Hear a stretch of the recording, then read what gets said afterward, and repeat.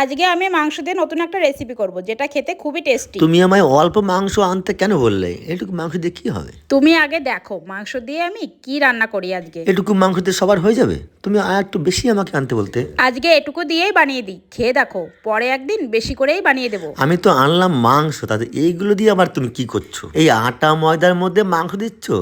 এগুলো আজকে আর খাওয়া যাবে না। তুমি শুধু একবারই খাবে, বারবার তোমাকে খেতে ইচ্ছে করবে। দেখা যাক, খেতে ভালো হতেও পারে।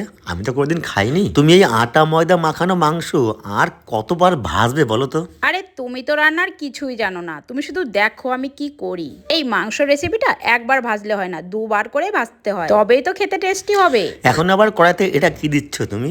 এখানে আমি দিলাম সয়া সস আর টমেটো সস। কথা বলতে বলতে নতুন মাংস রেসিপি পুরো রেডি। দেখে তো হেভি লাগছে। আর আমি ড্রেসটাও পরে নিয়েছি আজকে কোরিয়ান। আর তোমরা হয়তো অনেকেই জানো না যে এই রেসিপির নাম হচ্ছে কোরিয়ান স্পাইসি চিকেন, যেটা আমরা ইউটিউবে দেখেছিলাম, যেটা খেতে এত টেস্টি তোমরা না বানিয়ে খেলে বুঝতেই পারবে না।